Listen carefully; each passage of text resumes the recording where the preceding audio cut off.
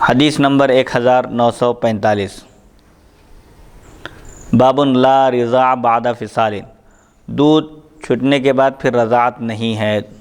مدت جو رضاعت کی مقرر کی گئی ہے 2 سال 2.5 سال، صاحبین کے قول کے مطابق 2 سال مدت ہے اور مفتیٰ بھی قول بھی یہی ہے۔ اس مدت کے گزرنے کے بعد اگر کوئی دودھ پیے تو حرمت رضاعت ثابت نہیں ہوتی۔ حدثنا ابو بکر بن ابی شیبۃ حدثنا وکیع عن سفیان عن عائشہ بن ابی الشعثاء عن ابیہ عن مسروق عن عائشہ ان النبی صلی اللہ علیہ وسلم دخل علیہا وعندها رجل فقال من هذا؟ قالت هذا اخی قال انظروا من تدخلن علیکن فإن الرضاعة من المجاعة۔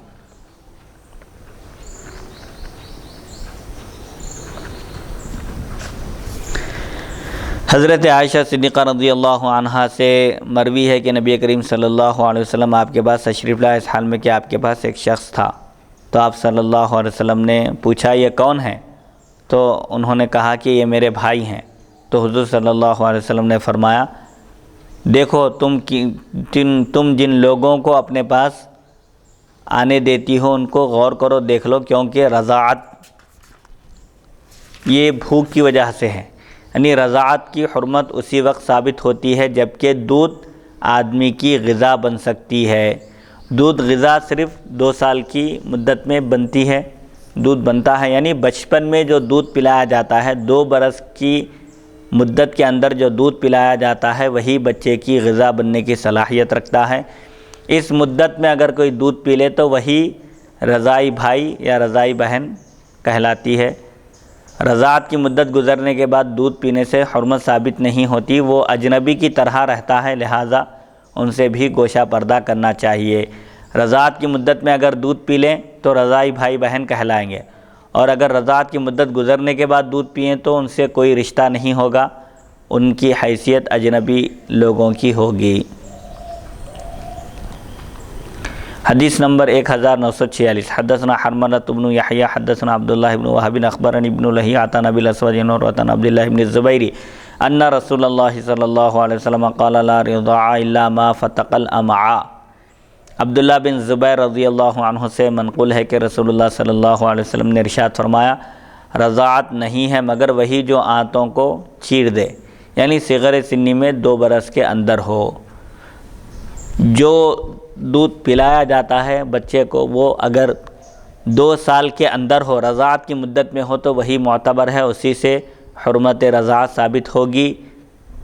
کب؟ جبکہ وہ دودھ بچے کی غذا بننے کی صلاحیت رکھتا ہو اور وہ صرف 2 سال کی مدت ہے۔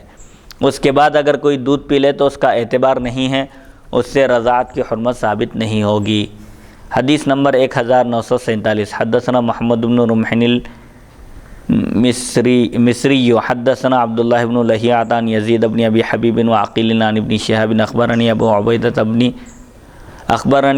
عبیدۃ بن عبداللہ بن زمعۃ عن امہ زینب بنت ابی سلمۃ انہا اخبرتہ ان ازواج النبی صلی اللہ علیہ وسلم کلہن خالفن عائشۃ وابین ان یدخل علیہن احد بمثل رضاعۃ سالم مولا ابی حذیفۃ وقلنا وما یدرینا لعل ذلک کانت رخصۃ لسالم وحدہ۔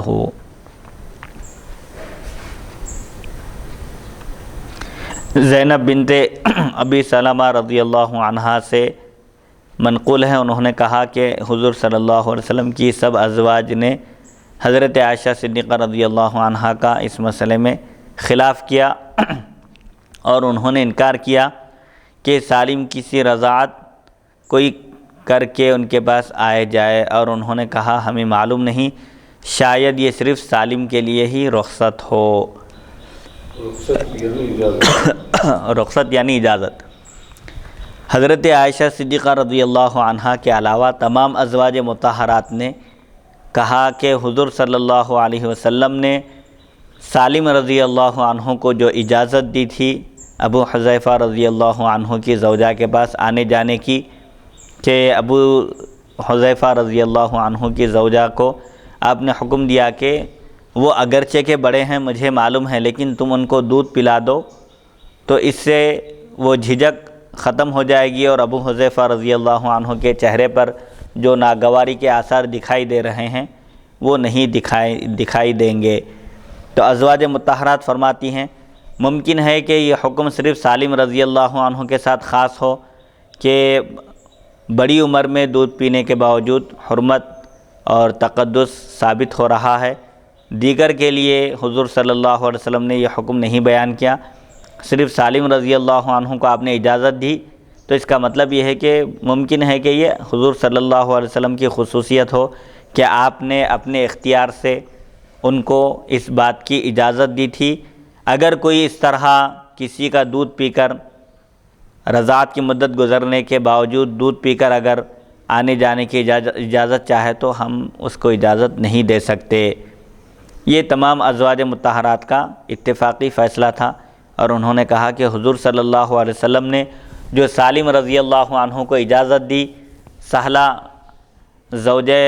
ابی حذیفہ رضی اللہ عنہ سے جو آپ نے فرمایا کہ سالم کو دودھ پلا دو، اس طرح آنے جانے کی جھجک بھی ختم ہو جائے گی، چنانچہ ایسا ہی ہوا۔ تو یہ صرف ان کی خصوصیت تھی، حضور صلی اللہ علیہ وسلم نے خاص طور پر انہیں حکم اس لیے دیا تھا کہ وہ بچپن ہی سے ابو حذیفہ کے پاس پلے بڑے ہوئے اور ان کے بیٹے کی طرح تھے، اس لیے آپ نے یہ حکم دیا۔